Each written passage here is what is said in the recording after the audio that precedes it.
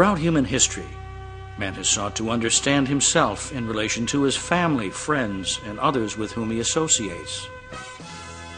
Great thinkers, in the attempt to guide the evolution of social and political systems, have studied the behavior of individuals and groups with the goal of uncovering facts and trends upon which future behavior can be predicted and problems solved before they can spiral out of control.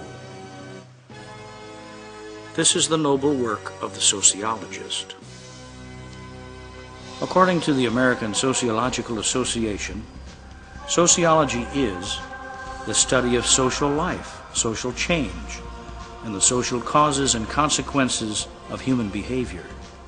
Sociologists investigate the structure of groups, organizations, and societies, and how people interact within these contexts.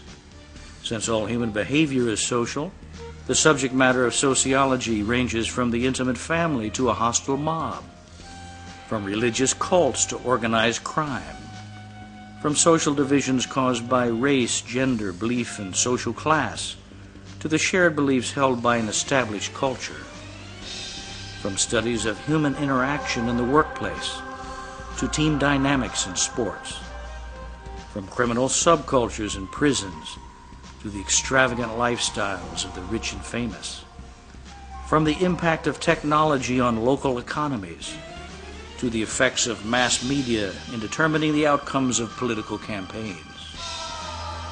Through this work, sociologists gain knowledge that can lead to social action or activism, whereby social theories are applied to create changes that affect individuals, groups, or even whole societies.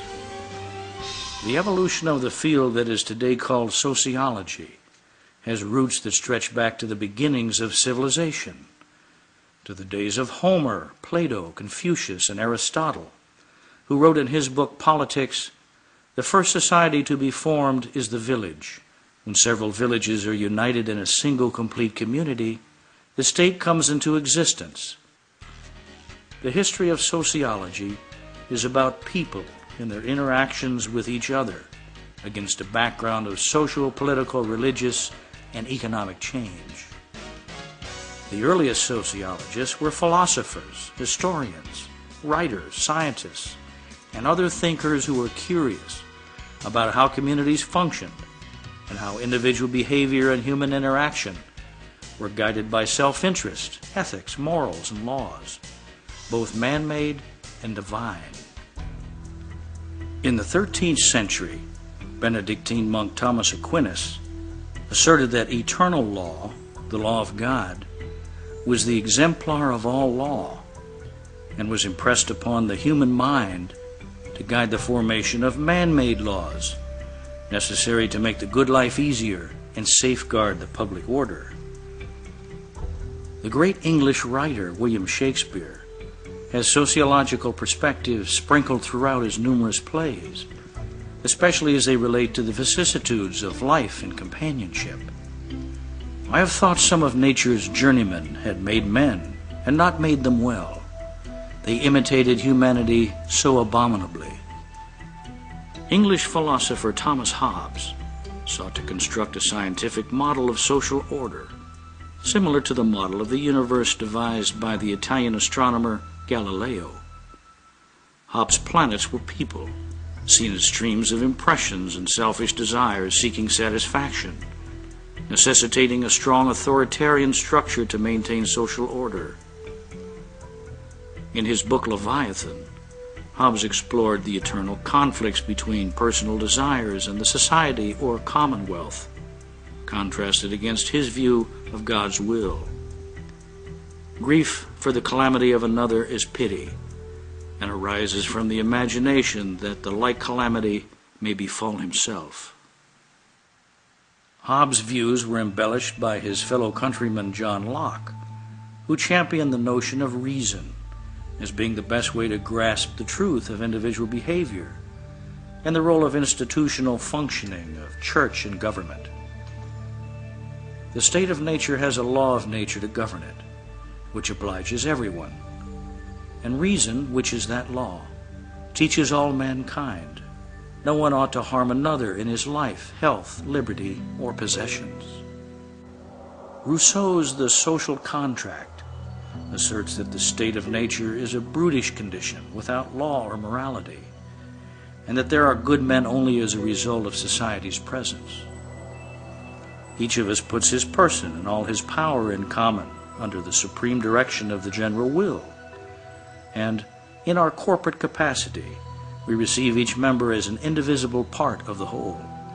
Rousseau described man as a noble savage who is seduced away from his true nature and freedom and corrupted by civilization. Man was born free, and he is everywhere in chains. Economics has always been a guiding force in the development of a society, as how a person earns a living has great influence on attitudes, values, and beliefs. In 1776, the year that marked the start of the American Revolution, Adam Smith, the 18th century Scottish philosopher, published an inquiry into the nature and causes of the wealth of nations. This seminal work describes the time-honored law of supply and demand that determines the price and quantity of goods sold in competitive markets, and explains the mechanism by which resources, such as labor and raw materials, are allocated. Goethe, the German author of Faust, was concerned with a major theme in sociology, the balance between individual liberties and the common good. We find ourselves outwardly conditioned from the first breath to the last. Despite this, we are in possession of the highest freedom, that of developing our inward selves in such a way as to make our lives harmonize with the moral world order. The German philosopher Hegel saw a social world composed of evolving processes, relationships, conflicts, and contradictions, each period having a zeitgeist, spirit of the age, that comes into being via a dialectical process, whereby a thesis or original proposition is confronted with a contrary proposition or antithesis, resulting in a compromise or synthesis that becomes the new thesis, and so on up the evolutionary spiral.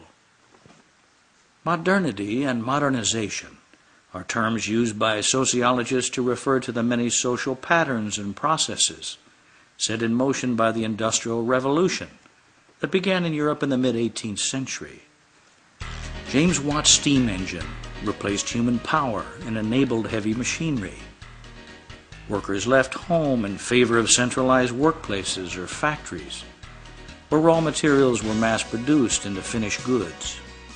Workers became specialized in aspects of production and earned hourly wages from employers who often cared less for them than their machines.